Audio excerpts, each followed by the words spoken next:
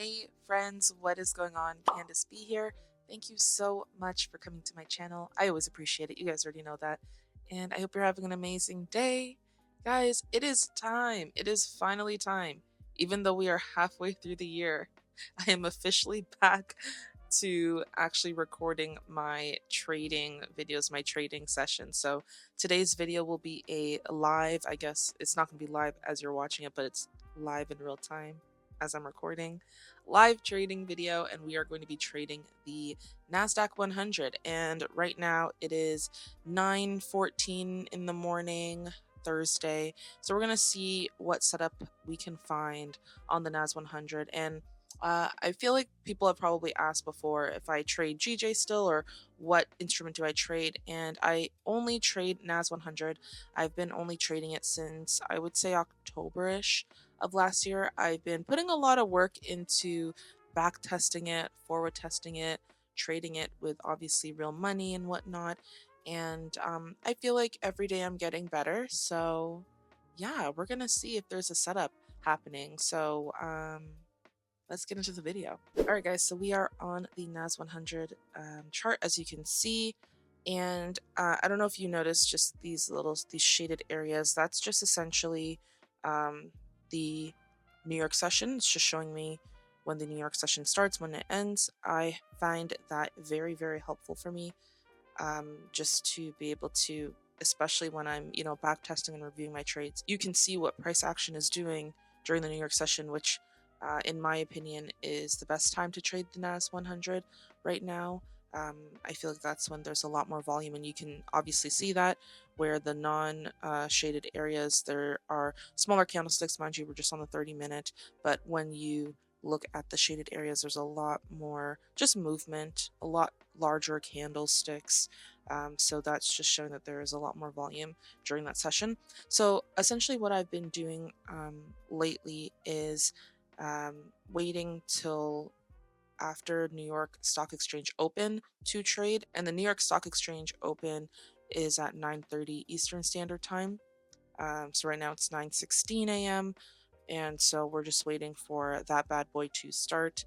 A lot of stuff happens during the New York Stock Exchange open, a lot of movement, and a lot of, I find, just like whiplash. So I don't want to trade during that time. I also have been trying to stay disciplined with not trading before that time as well, because you don't want to get stuck in a trade when things are happening, and then it messes with your mental. So let's just try to be disciplined. That's all we can do. And before I take any trades as well, I always make sure to check the news, of course. So let's see what Forex Factory is saying today on June 27th.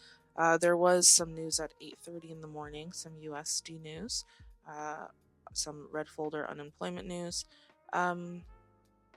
We can see there was that movement here at 8:30. If I just drop down to the 5-minute chart, we can see that there was some bullish movement. Price had essentially first pulled back and then pushed right back up after it gathered liquidity, and it's showing that there was just a mixture of both positive and negative news. But for me, I always check the news, and it's not that I take it with a grain of salt, but I just focus on more important news, like obviously NFP, unemployment, CPI, red folder news.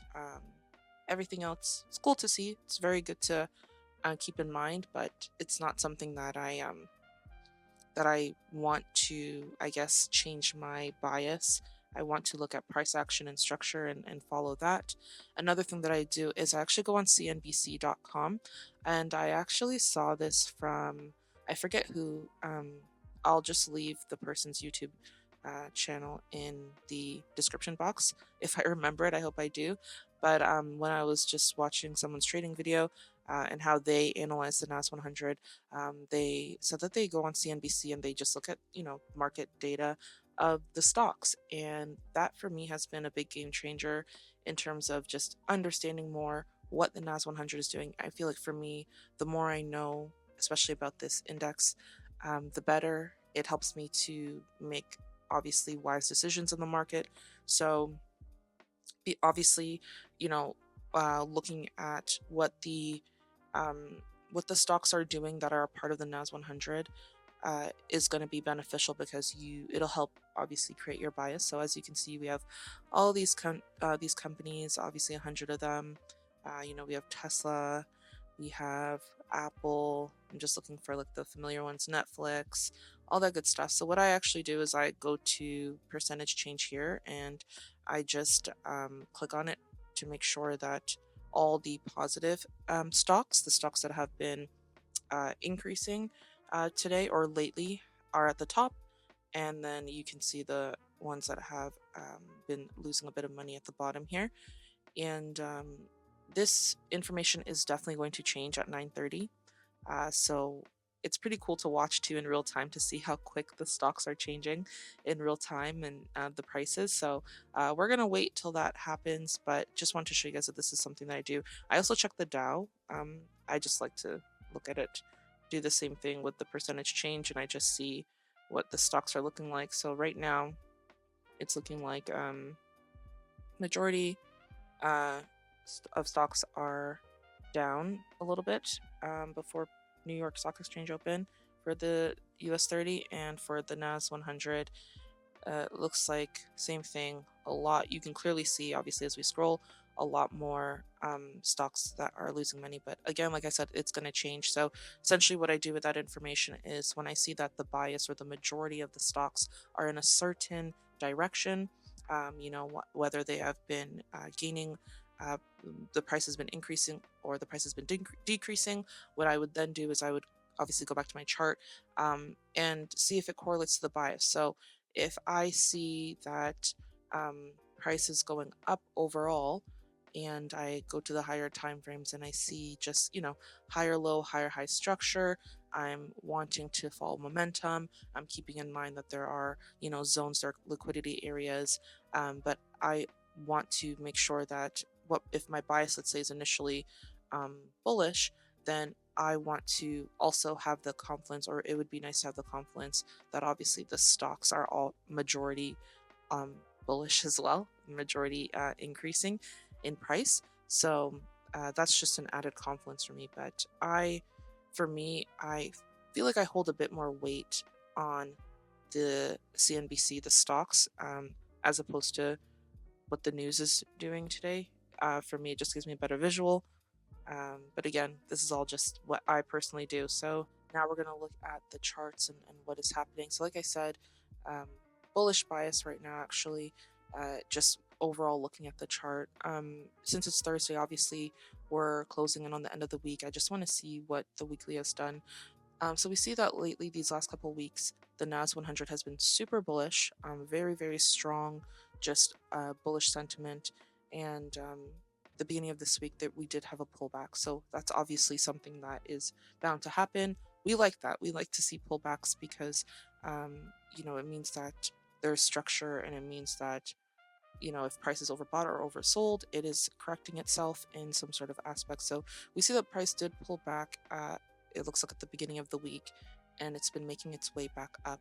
The bulls did not give up, and they've been trying to come back. So let me just see on the daily, bring out my trusty dusty tools here. There was this zone here that price tapped into. So essentially, this was back on the 17th. So last week, no, 10 days ago, price had formed some liquidity. There's some liquidity in this area.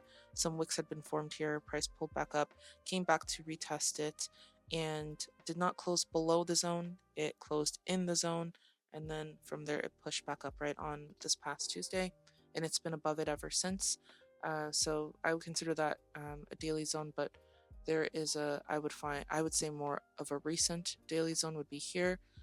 So I'd like to try to keep my charts as clean as possible. I always have been striving for that. So I'm going to just use the more recent zone that I have discovered and see what's happening here, see if price can hold this area. And obviously, when price is able to hold zones on a higher time frame, just means that there's a stronger bias for that direction, whichever direction wants to go in. So that's what I use, and I keep that in mind. So before New York Stock Exchange opened on, this would have been Wednesday. So Wednesday morning, price had actually created this zone here. So it pulled into this level around 19,641, and just a lot of wicks were created every 4 hours. Price was not able to break this area. There is liquidity in this area. There are orders being filled in this area, and price is just waiting to do something. So as you can see, since then we have been starting to see a pull to the obviously to the upside from there. So this zone is definitely holding. Let's see what the 1 hour is saying. So when we look at what happened before New York open, so this would be during London session, during Asian session here, we see just higher low, higher high structure. Let me delete this. We see higher low, higher high structure for sure, very clear on the 1 hour. But now we see that price is at this area where it is pushed down from recently. So I just want to see what we're going to do. If we're going to break it, if we're going to get another pullback maybe into this area and then a push up, or if we're going to pull further back. We will see. But right now I would say my bias is bullish for now. Again, this could change.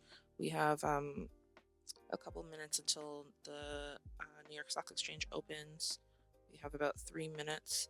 I don't trade right at New York Stock Exchange. I like to wait a little bit, trade closer to 10 a.m. That's my ideal time to trade. So I'll check back in with you guys once I find a setup. If I do, if I don't, we'll still, review that, and we'll go over just my mindset. But yeah, BRB.